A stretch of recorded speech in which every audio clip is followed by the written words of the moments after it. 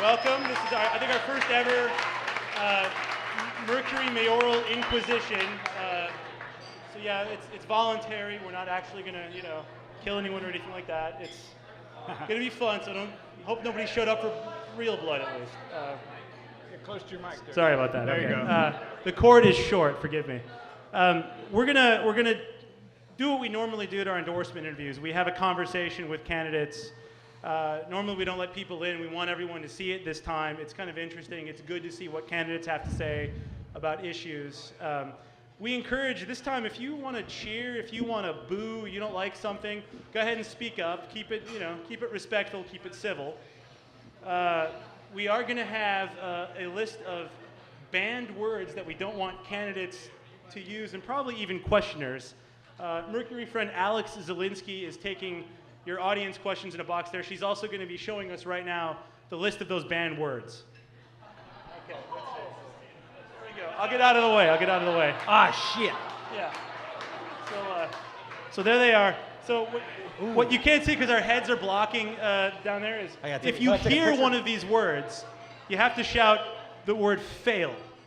So let's practice this. I'm going to say one. It's going to be like Pee-wee's Playhouse. I'll say one. Let's just say, hey, we need to support our local economy. Sustainability is really, there you go. There.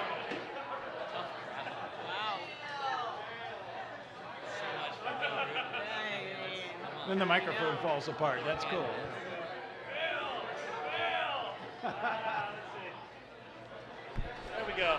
Fail, okay. I'm going to sit down.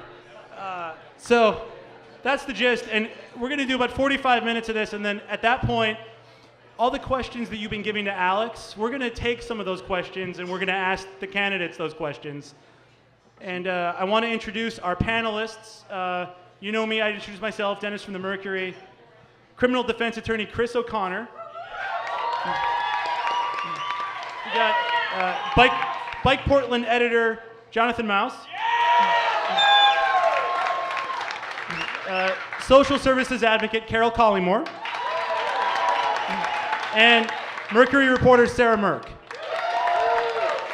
So I'm hoping the panel is kind of going to be what we call bullshit insurance. So they're going to be butting in with details and facts and making sure that everyone stays honest and that candidates don't rephrase or evade questions, because we want you to answer the questions that we want you to answer. So we'll get started.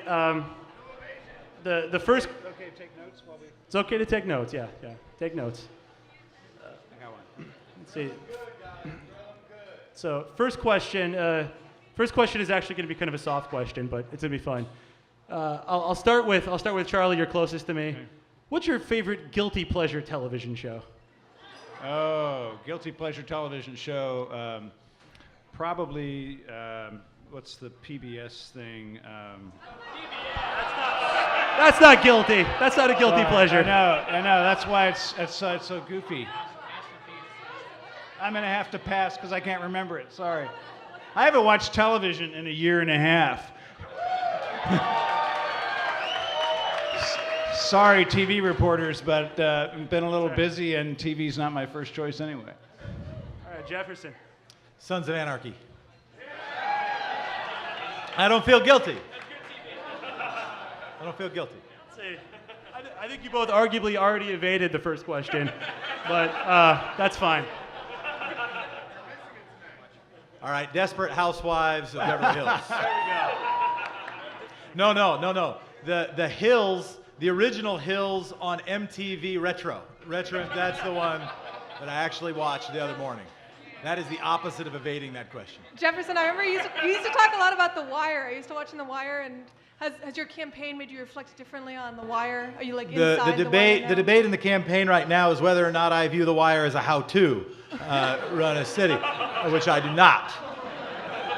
I will acknowledge that I am through the end of season 4, my second time through, and so I will have it memorized by a third watch through. I'm not proud of that either. All right. So, Jefferson, you'll get this question. You've been meeting with Mayor Adams. It's been on his calendar. I'd like to know what you guys talk about when you have those meetings. And is that an admission that you need seasoning in City Hall, that you don't have that seasoning right now? It's an admission that I want to learn everything I can from people who know things. And for all of the public disagreements the mayor and I have had, there are very few people in this city who have a better, broader, and deeper understanding of what this city is facing than he. We did a meeting in the primary, a meeting in the general. We'll do another meeting after the election if I'm fortunate or unfortunate enough to win. And I bring a set of questions. And the most important question I ask is, what isn't on my mind that should be? And the most important thing I said to him was that I hope that he will, after the election, be an active and engaged member of the Portland community, and that if I have anything to do with it, I will try to help him be that, because I think it's a tremendous asset. What did he tell you should have been on your mind? A couple things. One, he and I have had a disagreement about the Columbia River crossing. He said that one of the things that I should be adding to my thinking is a bi-state agreement if the deal as structured goes through, and my views on that have been somewhat publicized, that we should be working on a bi-state regional agreement with Vancouver and Portland. That was helpful. We talked a little bit about transportation and how it works in the current political context with where the Oregonian editorial board is, how the primary problem with our transportation budget is not bicycles, and there are a number of topics beyond that. What's the primary problem you see? The primary problem in transportation funding, probably that is unanticipated, was being projected to get $300 million in revenue from the last statewide gas tax increase, and now I think we're projected to get $160 million. And that's not the mayor's fault, and that's not Tom Miller's fault, and that's not the Bureau of Transportation's fault. That is the fault of math and the reality of fewer people driving less, partly because gas prices are going up, and probably because we have more seniors retiring and driving less. And so we have to be thinking about cost consciousness and transportation planning, as well as new revenue for transportation. Okay. So I have a follow-up question to that. Neither of you can answer it. So along those lines, there's a lot of... anyone can answer it if they want to. So there's the thing that I heard on the radio this morning about building apartment buildings and places to live with no parking, which is a great idea in concept because we want people to drive less. But if TriMet is cutting lines and rearranging and eliminating Fairless Square and raising their prices, how effective is it then to get people to want to live here if they can't afford transit, so it's easier and maybe cheaper to have a car? Yeah, there's a tough set of issues here. In fact, I think there's going to be a Willamette Week story. Sorry to mention the other newspaper. That's probably demerit right there. Fail. Food carts. Fail. About this tomorrow. There's been another press coverage about it as well. So 15 years ago, when we were working on projects like the Belmont Dairy, we were trying to convince banks and developers that it was okay, it was even conceivable that we could have apartments with less than 2 spaces per unit. And then maybe if they really broke a sweat, we could get it down to 1 space per unit. So we actually took the minimum parking out of the city code as part of that process of trying to change from their always wanting to build suburban things in the city to getting them to try to build urban things. And we actually, as Jonathan probably remembers, had a minimum bike parking requirement of 1.1 spaces per unit. But we frankly didn't anticipate that the floor would drop out of this debate and that banks would start financing projects with no spaces. The other thing that's happened is that the development type that these guys are doing right now is lots of really small apartments in almost a barracks style format. If you contrast that with some of those projects that you see like along Division and Clinton that are storefront retail and like where Jules Bailey lives on Division. Sorry, outed Jules' residence, maybe he wanted that private. Anyway, where Jules lives on Division, he lives in kind of this townhouse style unit over retail, right? Barbara Roberts lives in one of those kind of units on 13th and Selwood. That's like 8 or 10. Drop by.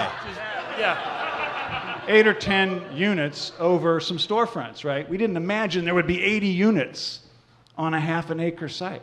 So it's time to make an adjustment to the code, I think. And we got to look at the parking requirement. Should we have one? Should it be the same in different parts of same in each part of the city or different? If you got a light rail train coming by every 10 minutes on interstate, maybe the parking ratio is one thing. If you don't have weekend bus service on, say, Fremont, it might be another, right? And then we've also got to look at, are these buildings being designed? These are 100-year buildings. Are they being designed with any respect to the architecture of the neighborhood? And are they stepping down to the single-family neighborhood nearby? All three of those issues. The parking, the design, all three, thank you. The parking, design, the massing, all need to be looked at. And so we need to reconsider our strategy and adjust to the new reality, which is these banks are doing something that we never expected. And can I jump in here on one thing? You said the light rail coming by, Yeah. and all of this is happening at the same time. TriMet prices are going up, services are down. My family bought a house close enough to walk to Fairless Square, and that didn't really work So out. much Now for we're that. at $1,000 a year out plus for a pass if you want to ride the mile and a half downtown. So how does that fit in? How do you see the city working with TriMet, with the county on this transportation issue, like these housing units when the county stuff's failing? Well, I'll answer that. Give Or the TriMet give Jeff stuff, a I should chance say. too. But I'm really sorry that TriMet got rid of Fairless Square. One thing I appreciate about Mayor Adams, I think you do too, is that he really went to the mat for keeping the student pass, keeping the youth pass. That was a courageous act. And TriMet needs to remember that they're a public service, not just a business. Yeah, they have to balance the books, but it's a public service. And in fact, I met a janitor when I was talking with some SEIU members who lives in a house that he owns because he inherited it, makes $12.50 an hour thanks to that union contract. And he was able to make life work because he could drive down to near the Lloyd District, park, and ride to Fairless Square downtown to the office building that he cleaned. So it was hard for your parents, and it's hard for him, and it may make him upside down on the whole way he's trying to live right now. So this stuff has real impact on people's lives. So what are you going to do? So I think what we should do is use the downtown clean and safe district and the hotel motel room tax. The two greatest beneficiaries of Fairless Square are people who already are downtown, i.e. the property owners and residents and businesses in all those buildings, and the lodging industry that has tourists and convention people here enjoying the fact that they can get to and from the convention service without having to figure out the fare system. So I'd like to try to figure out how to put Humpty Dumpty back together again with those kind of revenues rather than permanently surrender what was a really good idea. We'll let Jefferson take Carol's question, or do a follow-up, Jonathan. So I'll say something about the apartments, and I'll say something about transportation. In the big picture, we do need to figure out in our city what we're going to do with 5,000 people moving to our city each year. And if our primary response in each neighborhood with the political juice to say so, we say no, not here. And we do that in Southwest, and we do that in Inner East Portland, we do that in the various neighborhoods that have that kind of power. The units will go somewhere. And what we've been doing for the last 20 years is putting them in East Portland. So we've got to be thinking about density around the whole city. That's first thought that I'm hoping will be on our minds. Second, that my primary quibble with eliminating the regulatory requirement about parking is not that it was eliminated or relaxed. It was that it wasn't replaced with something. And what I wish it would have been replaced with, and what I hope in our front view mirror will be the kind of thing we do, is if developers are persuasive or successful in lobbying for a particular relaxation of a rule, that we will replace it by something and probably a greater degree of civic involvement and civic input. That the concern I've heard from neighbors that is most resonant to me is, I don't even think they're listening. They're just building whatever the hell they want, and they're not even listening. I don't know that the primary answer to the challenge is adding an underground 81-unit parking complex. And if you ask a lot of the neighbors, they won't think so either, because that's not just 81 parked cars, that's 81 driving cars. But a thing we could do is, instead of agreeing with the Developers Association and eliminating or providing a moratorium on systems development charges, taking a portion of them and letting local people decide how they are spent. So if you don't know what a system development charge is, this is why we have these meetings. They are the fees that developers pay or are supposed to pay when they push in some infill housing, fees that pay for things like sewer, water, parks, and streets. And traditionally what happens is the money goes over a master list and we'll see what happens. If we did a little more participatory budgeting and say the neighbors are going to get to decide if what they want from some of that money is a bike lane or a crosswalk or maybe a local parking complex that isn't only for the residents of that unit but also for visitors and other folks who live in that place, then they will hopefully be on the same side of the table approaching a common problem. And recognizing a core value of our city, which isn't been we always elect the smartest, best elected officials, but that we have tended to have the best, most committed, most compassionate, most creative human beings of just about any major city in the country. You know, I should say something about transportation. I should say something about the transportation piece. And what I would ask stakeholders. Wait, real quick. Raise your hand if you're here as a Jefferson supporter, and raise your hand. Where are the Jefferson supporters? And then raise your hand if you're a Hale supporter. I just want to see where the crowds are who are cheering. Okay, that's not too bad. Lots of undecideds. That's good. You guys didn't stack the rooms. That's good.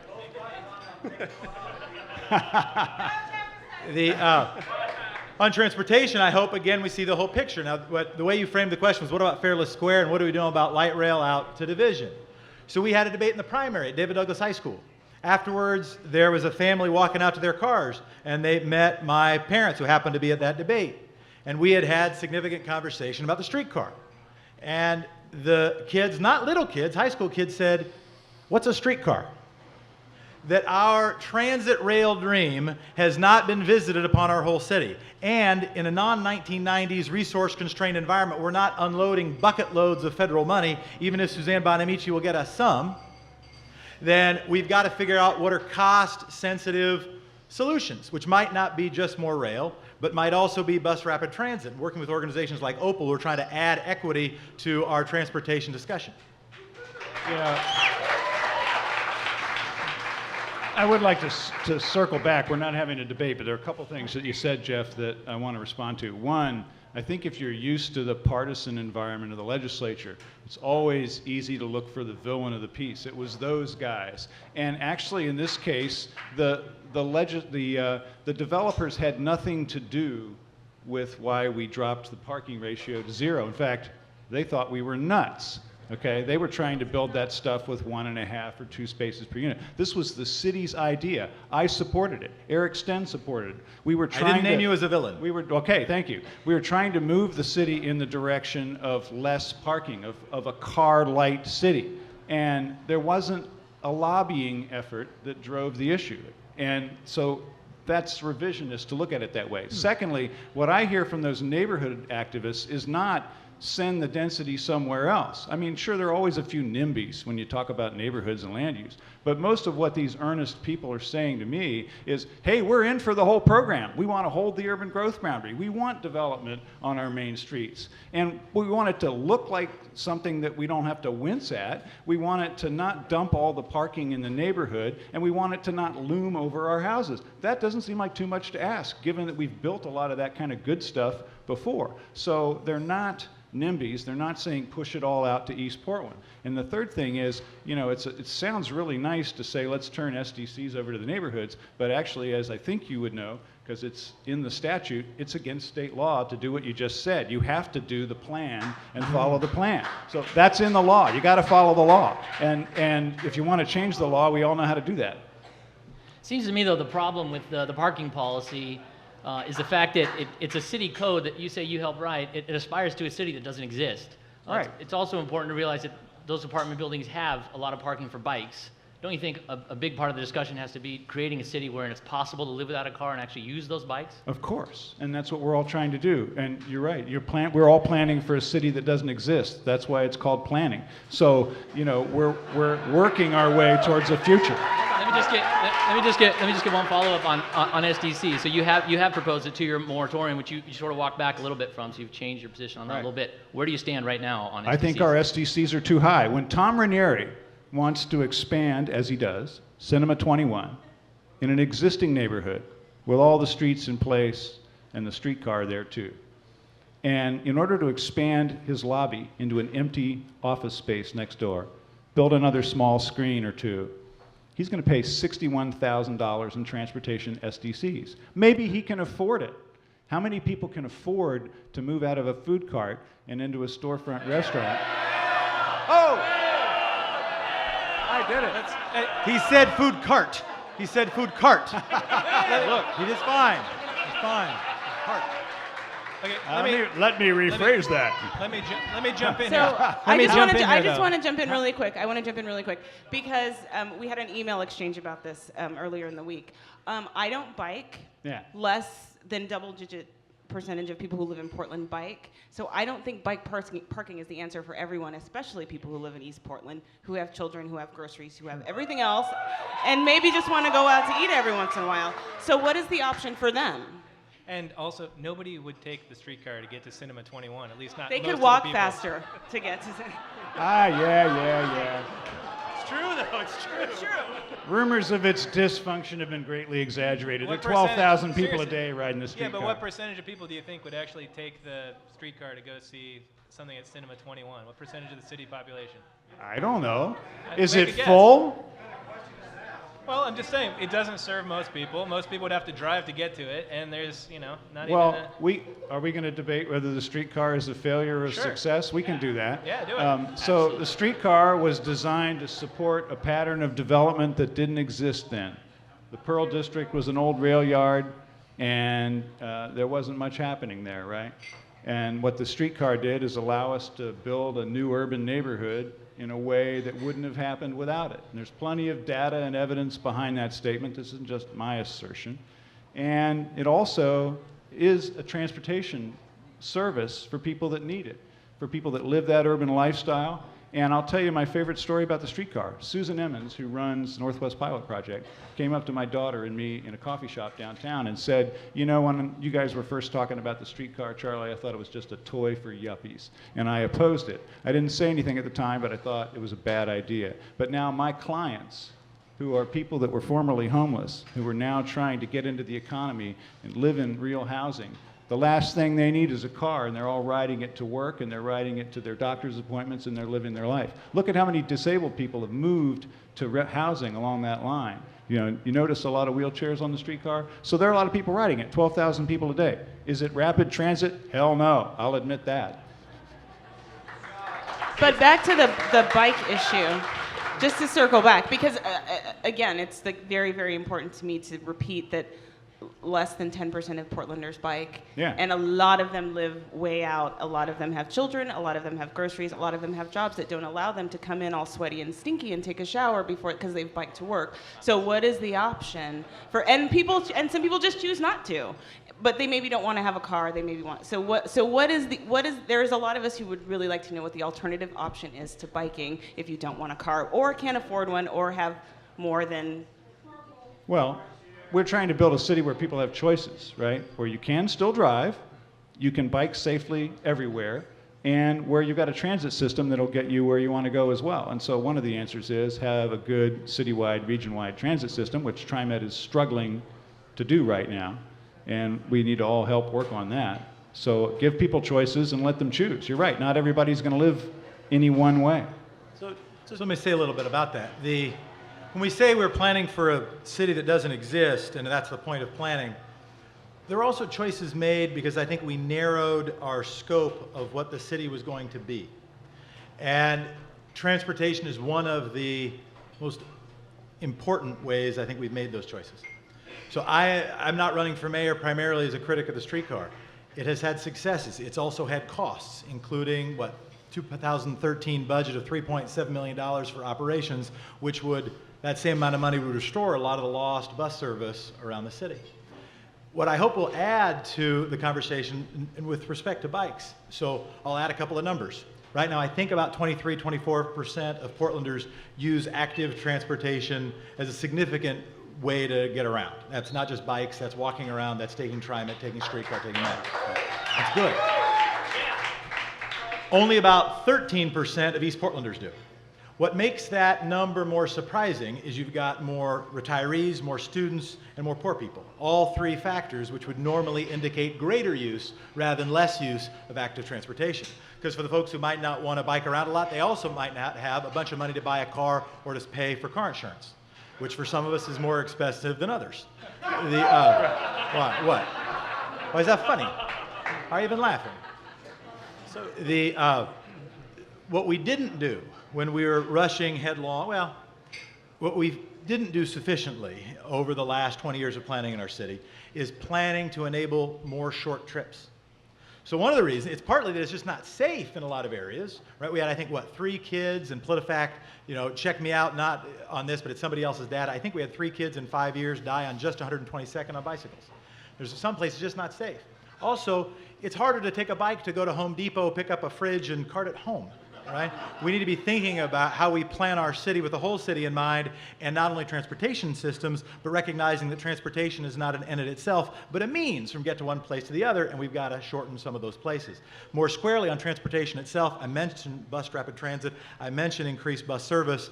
I would also mention, as more seniors retire, we need more senior-friendly pedestrian options, more places to sit, more places to hide from the rain, and where Charlie and I agree is seeing the whole picture going forward.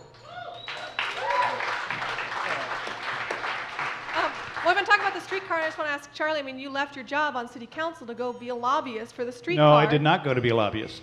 What was your job there? My job's been to be a project manager, planning new light rail, streetcar systems in the country. Well, not a lobbyist. Well, it's promoting these types of projects. No, for sure. we get hired after some city has decided to do something, and then we do the plans. Yeah. That's what engineering firms do, And, right? and you're selling us on it on the streetcar for I sure. believe And I in just it. want to.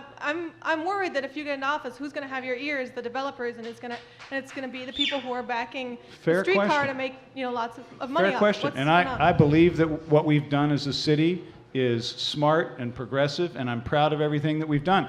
We've also been experimenting as we've gone along. We've tried different bike solutions. Some of them have worked better than others. We've tried different transit solutions. Some of them have worked better than others. We're the national leader in transportation. The whole country is looking to us, which is why I was out doing all this work for the last 10 years. I'm proud of the fact that places as diverse as Seattle and Washington, D.C., and Tucson and Cincinnati are building streetcar projects right now and buying streetcars from a company right here in Oregon to do that. We're causing the country to change the way it travels. That's nothing to apologize for.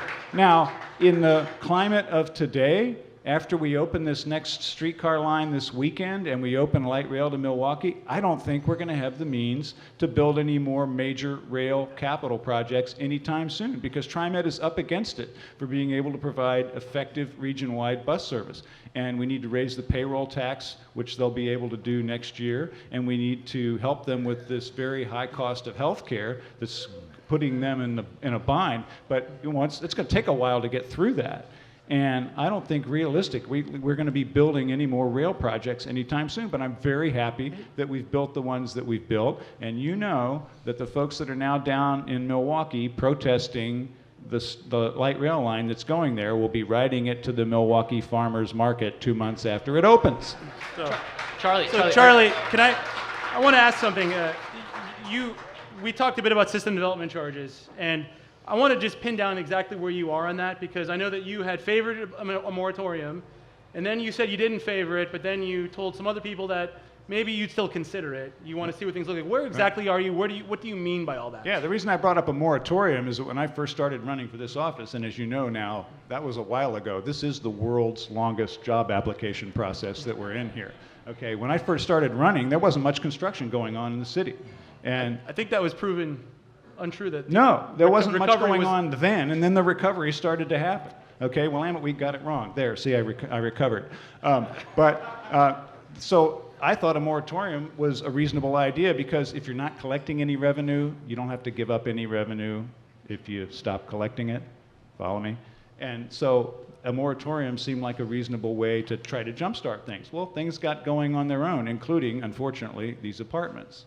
So it doesn't appear to me that we need a moratorium anymore to raise the question. And I found out that there's a regular 5-year review of systems development charges that comes to the city council in either January or February of next year. Fine, let's open the books, look at the question of what our systems development charges are, and what they should be, and I think they're too high now. So you still want to lower them? I want to reconsider them, and again, if you look at what happened to Tom Ranieri, if you look at what it costs to open a small restaurant, because you used to be out on the street cooking the food another way.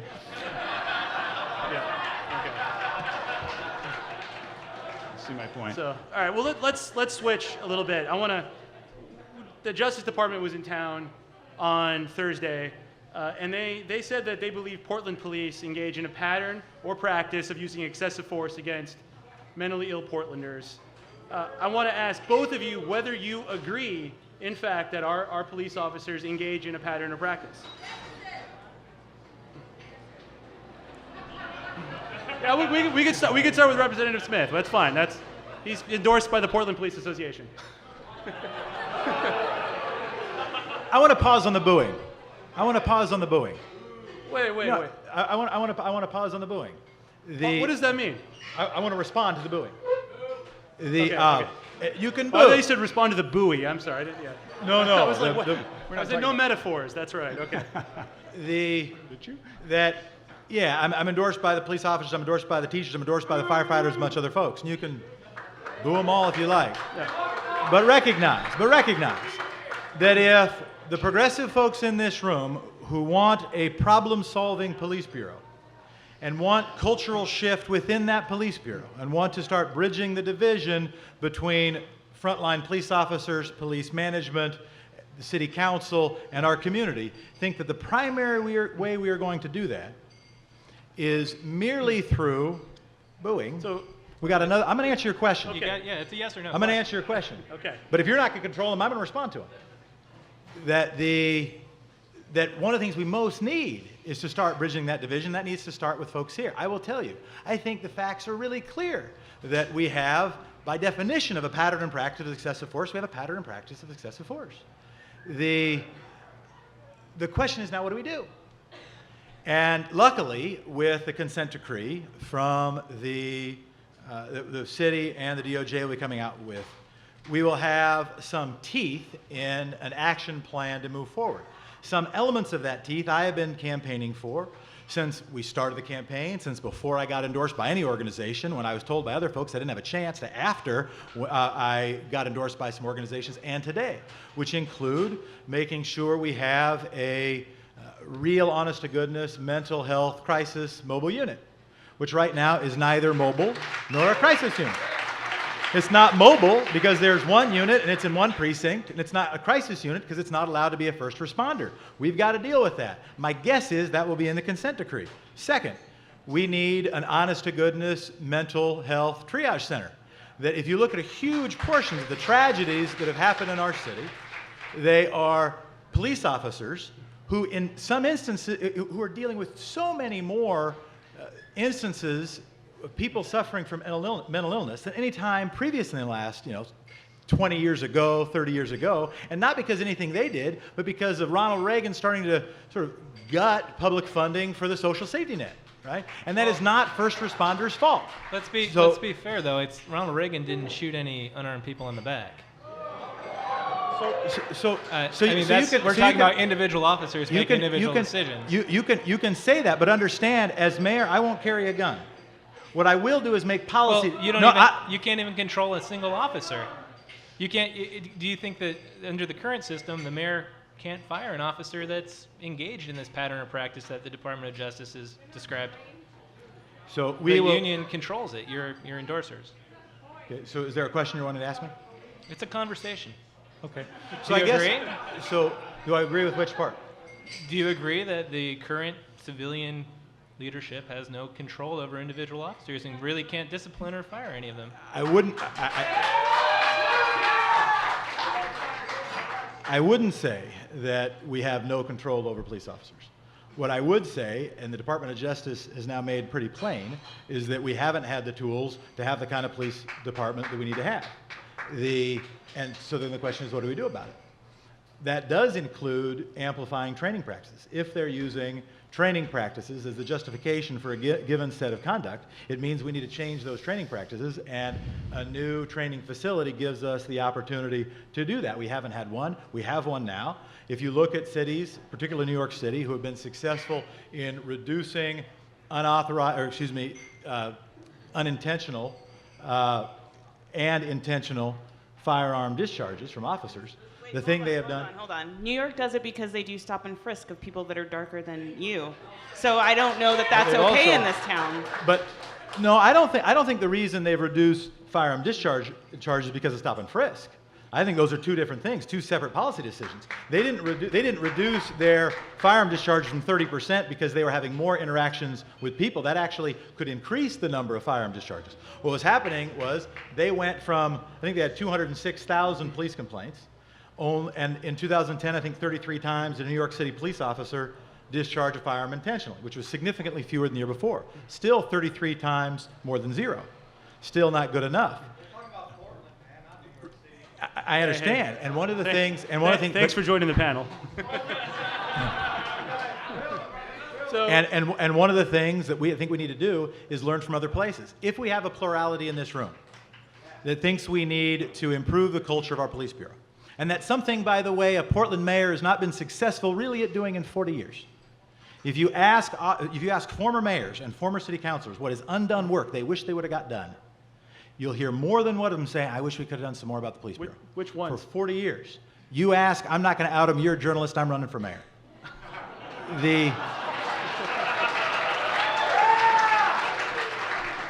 I want to keep it cool because they're having a conversation. Yeah. But so, and I get it, and I do appreciate studying other models from other places. I do worry about a New York model because part of it is a stop and frisk model. Which I want better training, not a New York model. Which affects people who look like me and less people that look like you guys. Mm-hmm. So that's just one part. But so then, what is the option? How do we slow down racial profiling / accidental shootings of people that are mentally ill? Like, that's just sort of the basic part of it. Right. So say again? Agree. But okay, thank you. What I was. So anyway, Jeff, what I was advocating for was not taking the New York model. What I was giving an example of a place that had some success in reducing unjustified shootings and even arguably justified intentional shootings through better training.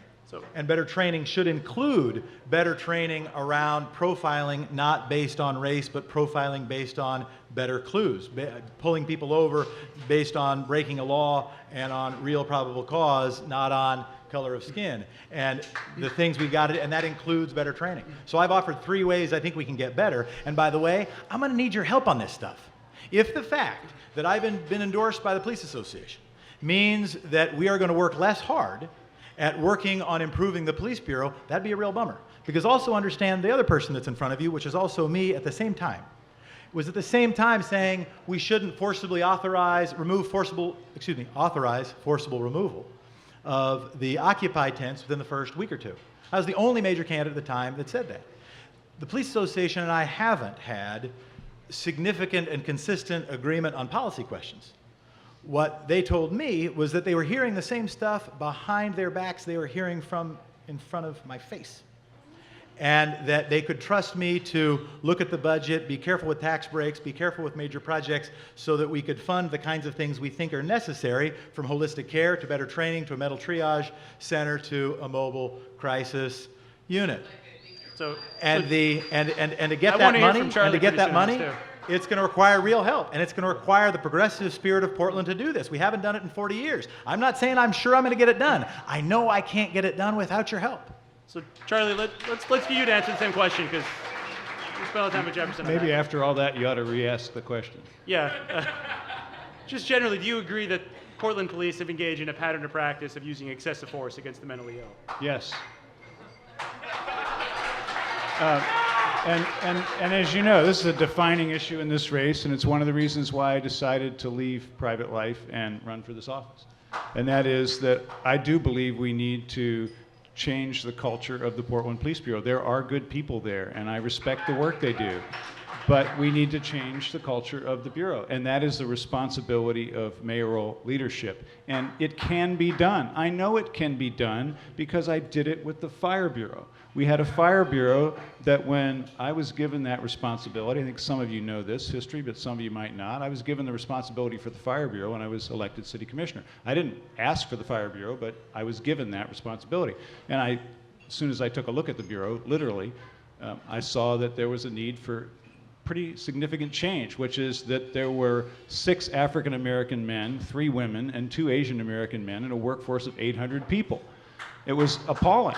And I took that on, and I brought in the first, and I think still the only, fire chief from outside of the Portland Fire Bureau. We created the trainee program that's now brought in 138, maybe it's more than that now, women and people of color. And the status quo, the forces of the status quo didn't like it, and they've endorsed my opponent. So, you know, this is the kind of hard thing that you have to take on when you take on one of the paramilitary bureaus of the city, which are the police and fire bureau. And I know, again, I respect the work. I believe in police officers. I've spent a lot of time with them, and I'll do more. But there's change that's needed, and this is one of them. Are Mike Reese and Daryl Turner the right partners for either of you to go forward making these changes happen? Well, Daryl Turner's the union president. We Mike Reese don't get is to the police chief. pick the union president, so that's up to them. But you do get to pick your police chief. Yes, I do, or one of us will. And my approach to Chief Reese is the same approach that I apply to a lot of managers, which is I want to give you the chance to succeed under clear, and in this case, new direction. I'm not assuming that he's perfect for the job, and I'm not assuming that he's a throwaway. I'm not assuming that. I want to give the man clear instructions and a chance to succeed. I think he deserves that. But I've fired managers in city government before, and if I have to, then that's what I'll do. So you'd say you keep him for I now. will give him a chance to succeed. Jefferson. Yeah, I want to take a moment. The energy there's people that are ticked at the police bureau, and I get that. But understand, we've got more turnover among police chiefs than most major cities. And my impression of the dynamic is that you elect usually a roughly fluffy liberal mayor of Portland. And that fluffy liberal mayor of Portland appoints, on the spectrum, a more fluffy liberal police chief than probably the average officer or applicant for that position, with at least one major exception in the last 25 years. And then after a little while, the community still is, for very good reason, not satisfied with what has happened. And they call for that person's head. And then we remove that person and replace them. And of course, what has happened over the last 25 years is just about every rank and file officer has the expectation that if a chief is made chief, that person is, by virtue of being named chief, a lame duck and has much less power. That the primary thing a mayor needs to do is neither commit to keeping or getting rid of a police chief. And I have committed to neither, either publicly or privately. What I have said is that we need to work with the community around a set of standards and practices and expectations and outcomes that fit our city, which means a police bureau that fits our city better. And it also will mean backing up a police chief who is doing what they can to do that. I have no particular loyalty relationship to the current chief. For a month, I thought he was running against me. However, I recognize that we're going to need to educate the community a little bit about what it actually will take not only to be mad at the police bureau, but to in fact impact how policing happens in our city. I just want to do it's just a time check. We've got about 25 minutes left. And so I want to tell everyone, if you can find a piece of paper and write down a question, there's some green pieces of paper around. And you can either pass them up to the front, or our friend Alex is going to come around and collect them from you and hand them up here. So hopefully Alex will be wandering around as you guys are writing these questions, and you can pass them up or give them to her and pass them up here. And we're going to take about 15 minutes at the end to read aloud some questions from the audience. And then hopefully you guys can maybe stick around for a little while longer to answer more questions if they have them. But I think Carol had something to say. So. Sorry, this is my last police bureau question.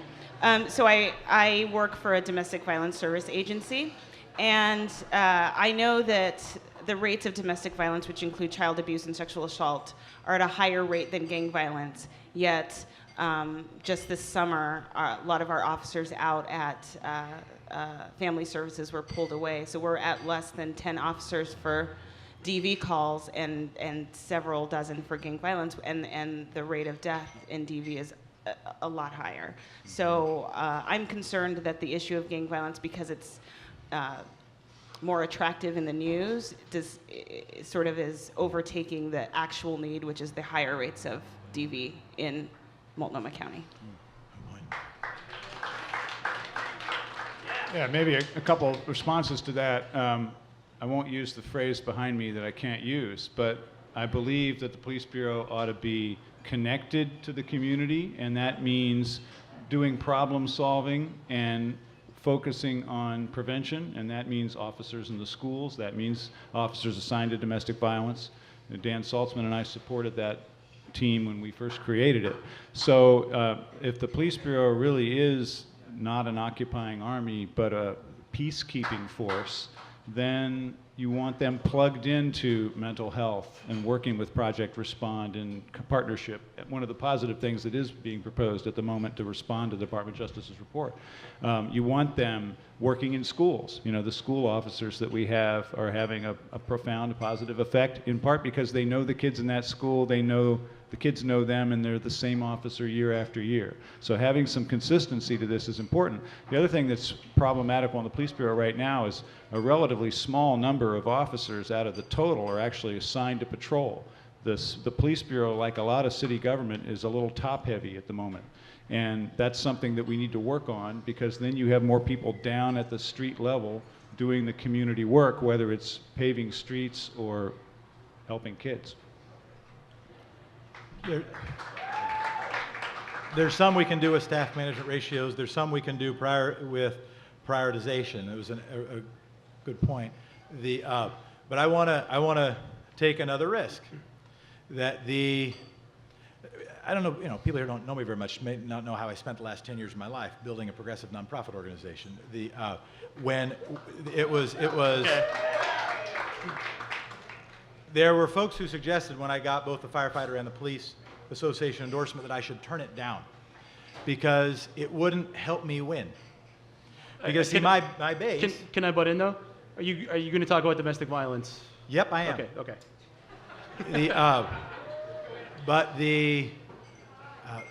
But I recognized, and when I was asked, I said, do I think the police association endorsement would help me become mayor? And my answer was no. But I think if we can do a little bit more to bring together our community, which has to include our police officers, then I'm gonna take. The police don't live in the community, you know that, right? If it's a conversation, I'm gonna try to finish my point. Live outside the city. If a conversation is we get to interrupt, I'm gonna interrupt you, my defense lawyer friend. It's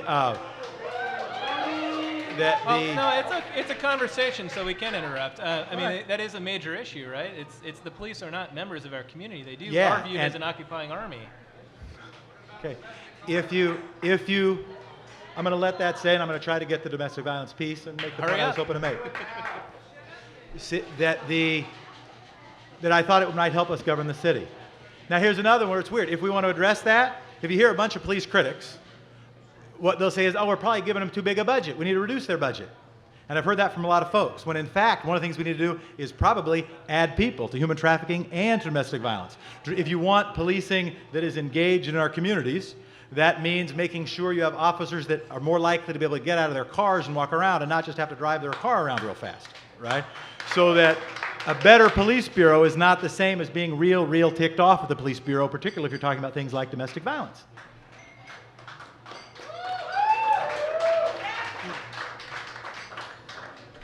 I am interested in hearing what you guys would do to make sure that more police officers move to Portland and how to rectify that. That is an issue. Yeah, I believe it's actually 70%. It might be 60, but it's a lot. It's a large majority of the Portland Police Bureau who don't live in the city, and that's a contributing factor, I think, to the disconnection that we're all working to try to overcome. I believe we should have a hiring incentive and a promotion criterion. You want to be a sergeant? Go house hunting.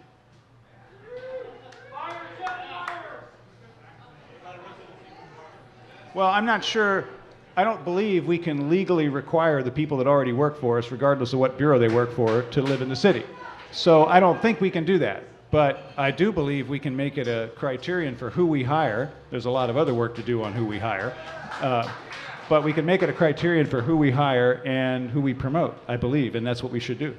So one great way to promote community policing is to get police out on bikes. Oh, it's on there. Fine.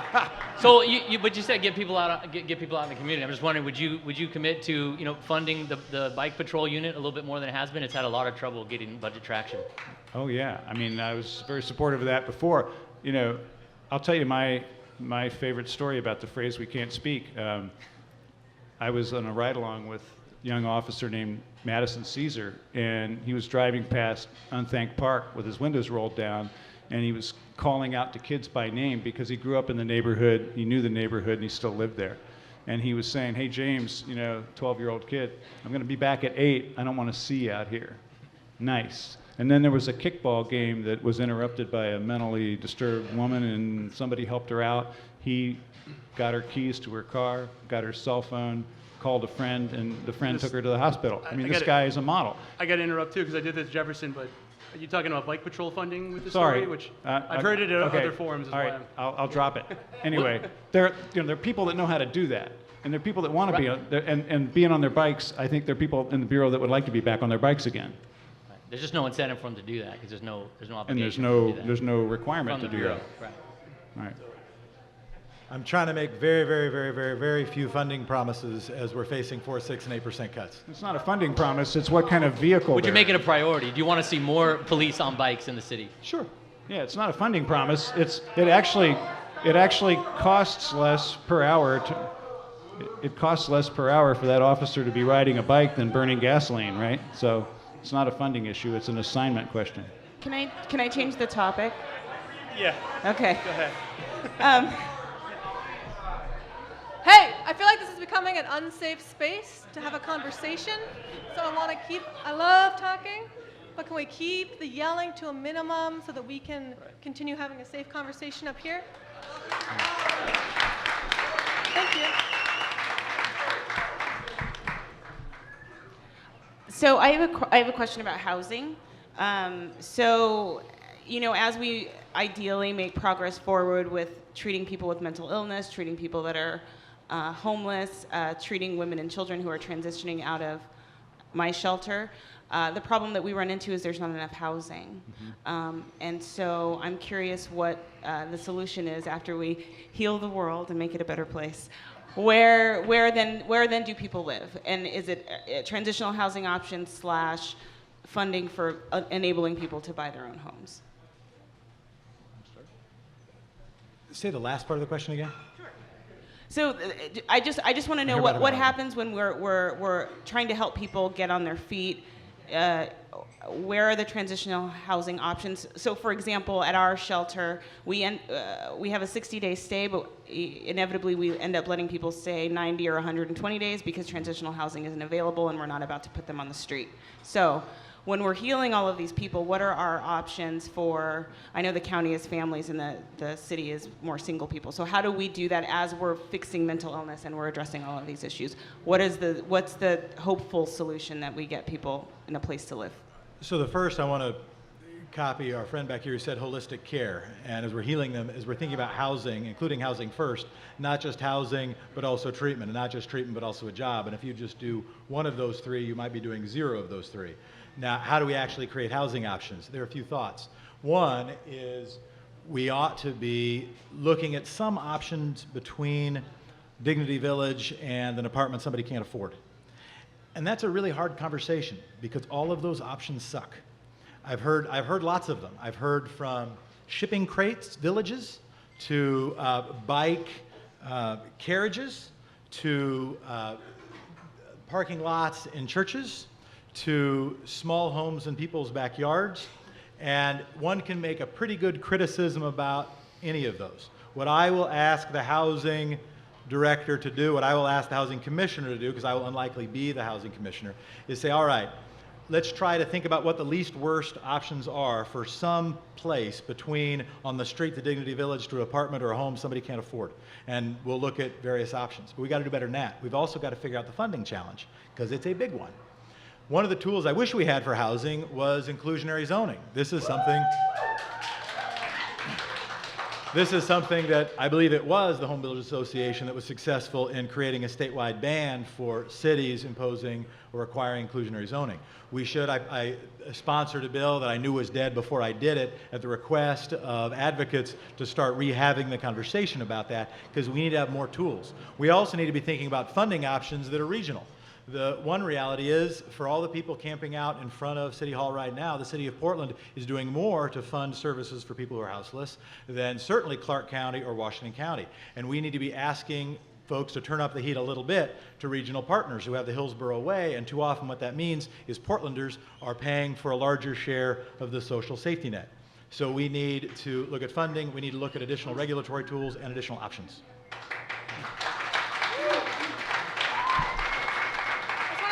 Can Alex bring up the audience questions if she has any? Well, let's let Charlie. Yeah, and then Charlie, she Okay. goes. You know, I think we, again, have done some things that need to be celebrated. I've been really involved in a couple of community development corporations that have done great things here. Reach and Host have done good work. And Central City Concern is now doing great work. So I want to praise what is being done, because I don't think all the options suck. We just need more of them. And that's going to be tough, because the Housing Bureau has been depending on PDC money, and there's not going to be as much of it in the future. So we need to find a new, I hope, statewide revenue source, and I know Representative Kotek, who I hope is our Speaker of the House, is able to move that forward next session. And then we also have to look at the question of Section 8. Is it possible for people that are using Section 8 vouchers to live in all of the city or just parts of it? So that's another issue that's been raised that we need to look at. I think the most promising new development in housing, by the way, and we are innovators here. We've tried out a lot of things, and this is a new one on me, and I love it, is what Proud Ground is doing to provide really affordable home ownership opportunity, not just rental housing, so that people that are really modest means, I mean people that are making $12, $13, $14 an hour can have a hope of owning a home. That's great. We want working people to own homes, not just rent them. So there's some good things happening. It's just we need to do more of them, and we need to find a revenue source that's not tax increment set aside, because there's going to be less of that. I'm gonna butt in before we do that, because I want to ask about options that are maybe at the level of Dignity Village or maybe under it. I'm looking at Right to Dream 2 on 4th and Burnside downtown. I want to know what you guys would do about that, and also, you know, we're having issues with Sitli again. We're having talk about the camping. There was a settlement that kept the camping ban in place. Those are options right there for people who don't have anywhere else to go. That's better than being kicked or punched or urinated on a gutter somewhere. What can we do to help those people? Yeah, I've been to Right to Dream too, and I think those kinds of temporary settlements are valid, and we need to help them, not harass them as a city. So it's kind of like the Hippocratic Oath: first, do no harm. Let's make those kinds of things work. Now, no one, I think, believes, including the residents there, that this is where they want to live for the rest of their lives. So that's why we have to get back to transitional housing and you know, long-term improvement in the housing situation. But we ought to, while we've got 1,700 people living on the street, we ought to use all the options: camping in publicly owned land, creating more dignity villages. I think we're going to have to do that in the short run. In hearing from the advocates, a couple of whom are in the room, the mistake that was suggested to me about Dignity Village, that we should be careful about looking forward, was not integrating services within it, not having it more connected to service deliverers to help people to make it transitional housing rather than something else. I think we're going to need more options. I've been in favor and on the public record about that for encouraging and allowing church parking lots to provide that one more transitional option. We're facing the biggest wealth disparities in this country since before World War II, and I'm not surprised, or shouldn't be surprising.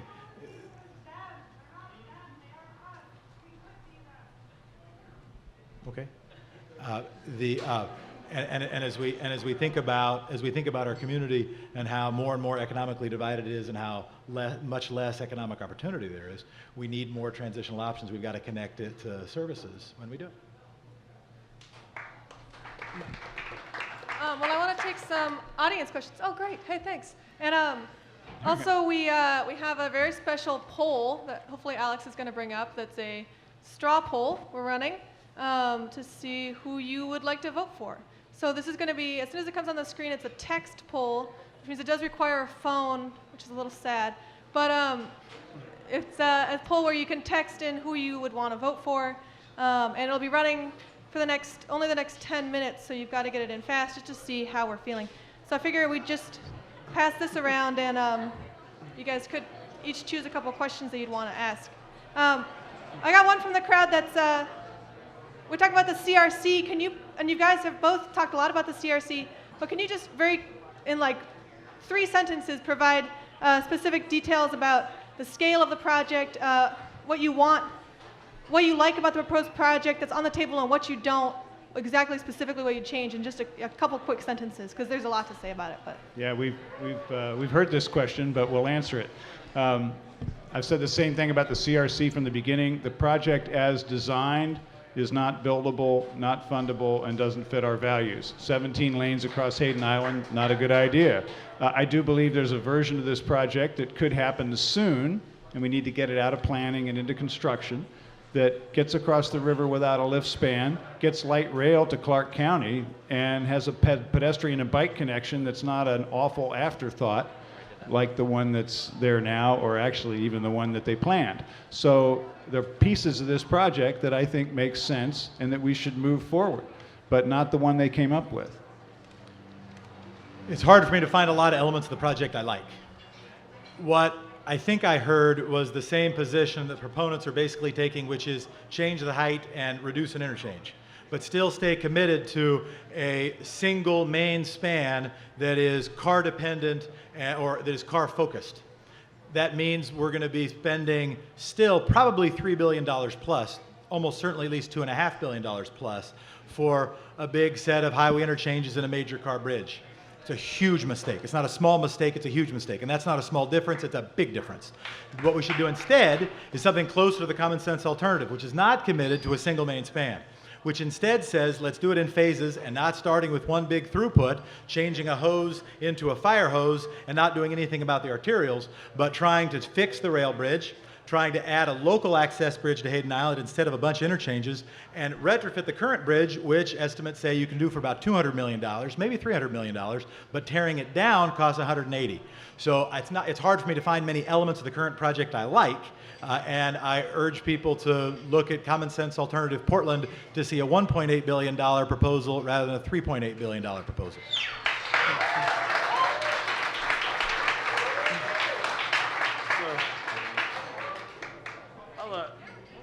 You want to ask one, Carol? Sure. All right. I'm scared. All right. This is not my question. What percentage of the time are you wrong?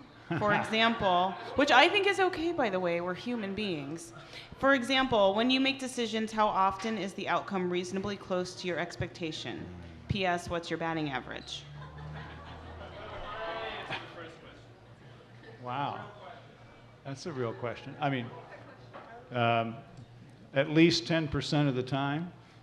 I haven't kept a batting average. I know I'm wrong sometimes. I usually, sometimes I figure that out myself, and sometimes other people have to tell me. I'm pretty good at listening to them when they tell me. I want to jump in with that, because I want to ask something about some of the misstatements that have come out during the campaign. Yeah. Those have been, you've said those are often your staff that's done that. No, I take ownership of it. It's my campaign. So if we made a mistake, it's my mistake. What are you going to do if you become mayor to make sure that those don't happen? Well, one, have more time than you have in a campaign.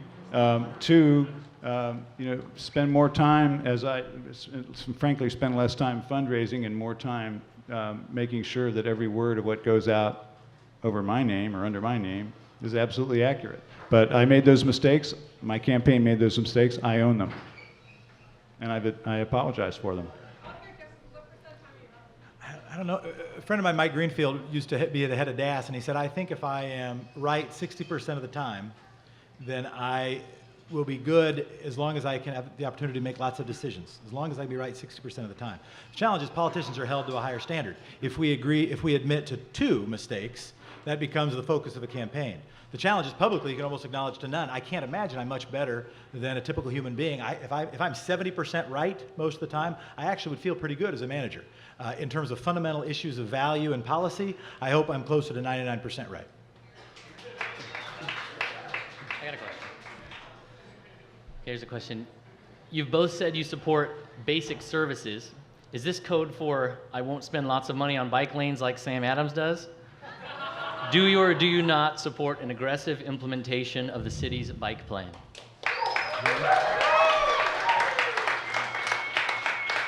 I do support it or something better, and I'll leave my answer there.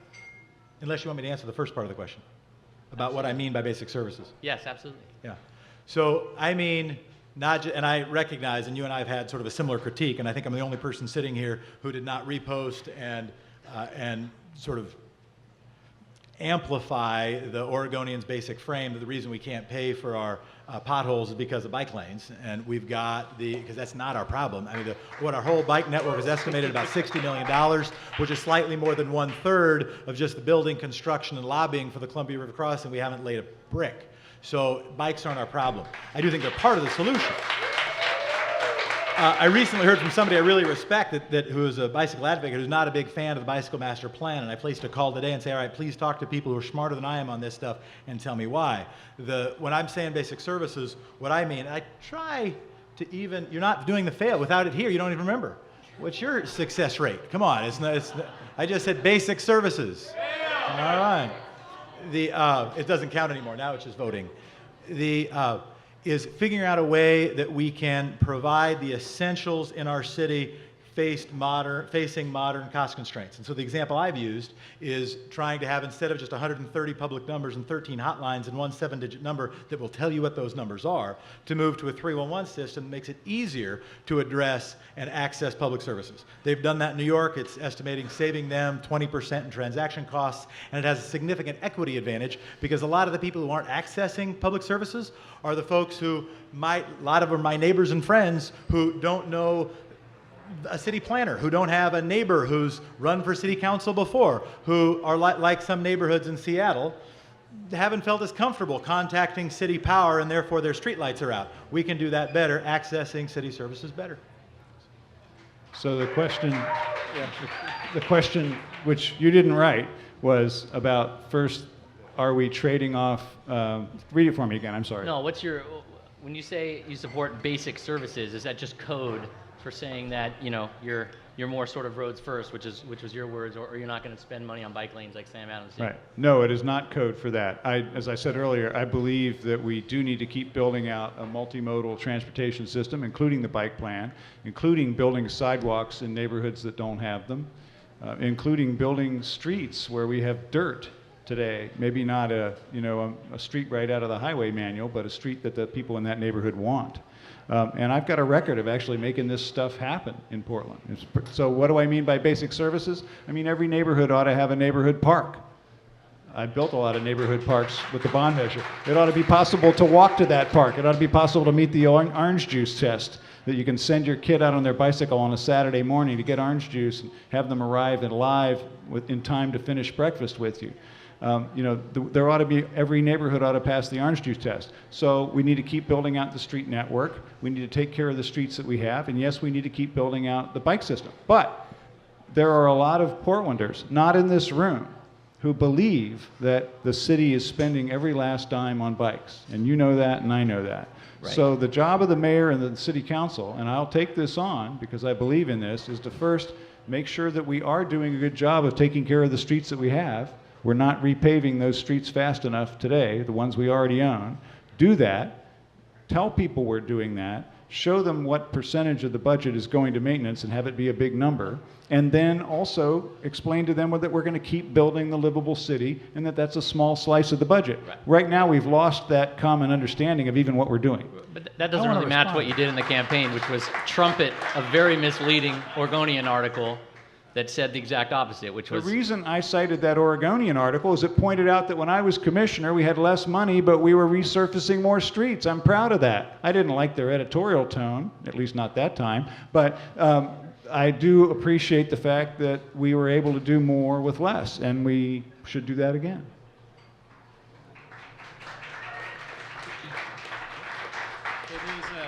There's a few questions about some recent issues. A large stack about fluoridation. So let's put a limit on it, though. Can you tell us your opinion on fluoridation in 20 words or less? Sure. And the follow-up, as a follow-up. No, the fluoride debate is always civil. It's going to be fine. And as a follow-up, would you sign a petition for the referendum to bring this to a public vote? I believe that fluoridation is a public health responsibility and that we should fluoridate our water.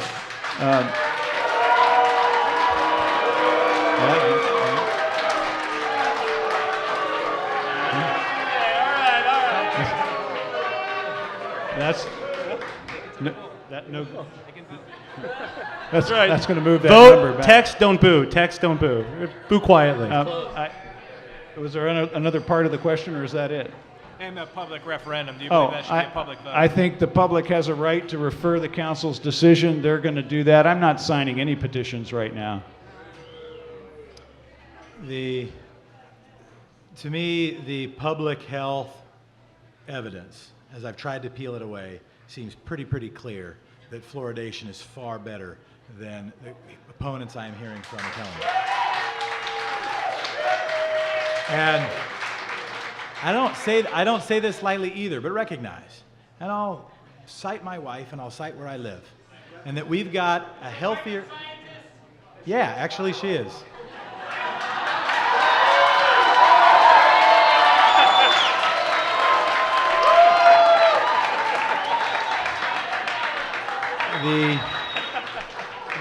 That I recognize that much of the debate is whether we should put something in our water or not.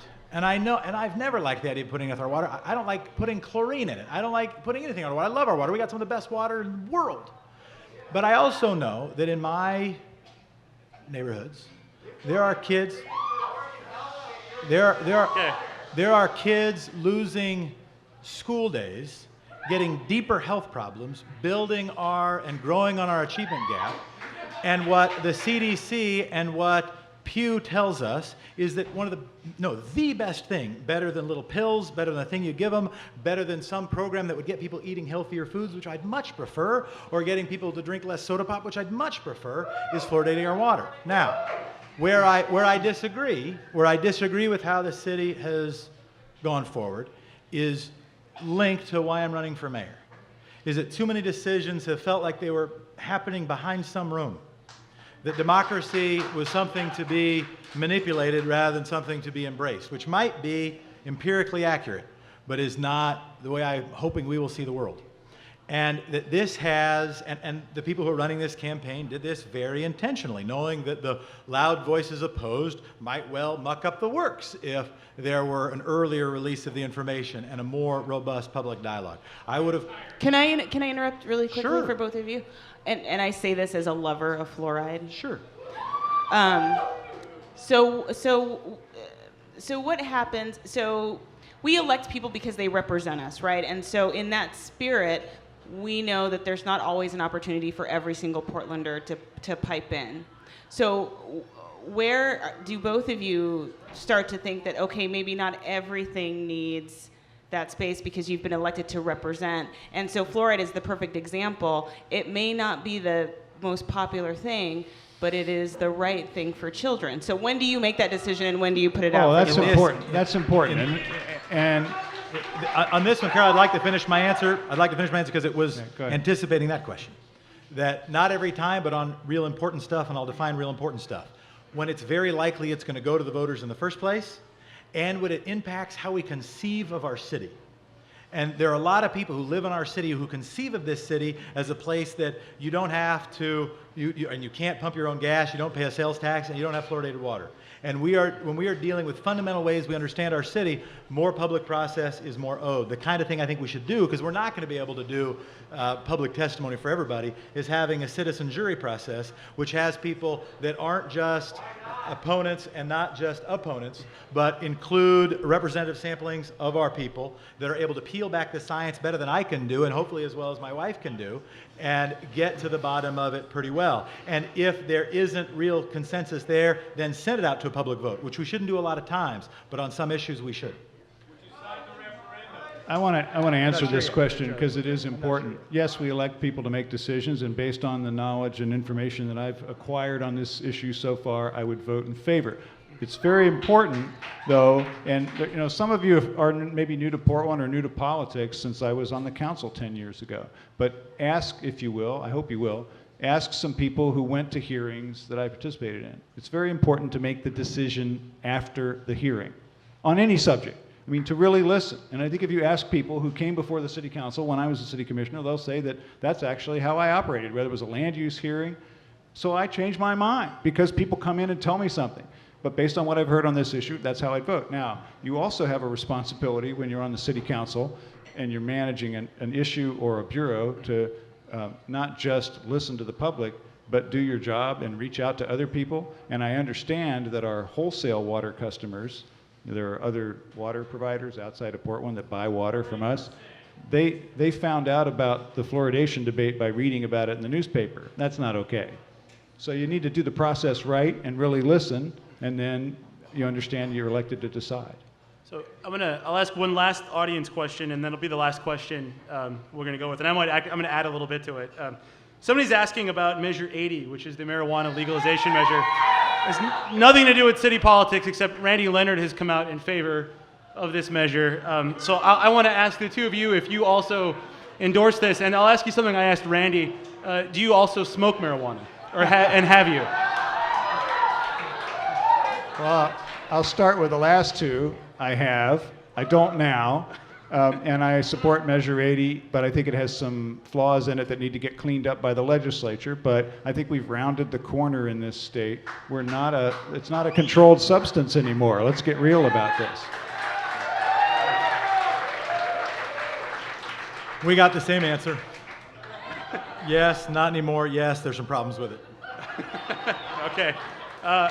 I want to thank everyone for being here. That was it? That was the last question. The last question. Whether we smoke weed was the last question. We're out of time. That's it. Really? That's how we're stopping. So we're out of time. We told everyone what, do you guys want to stay? Encore. You guys want to stay? Do we have anything else you guys want to ask? Let's see. We put our questions back. No. We'll close it. We'll close it down. Free if you guys for have all! questions, grab the candidates afterward and ask them in person. Shake their hand. Say hello. Get to know them. Here's the box. Take. Oh, you want us to pick one? Pick, you want you us guys to start actually answering? each pick one. There you go. Oh, pick okay. the answer.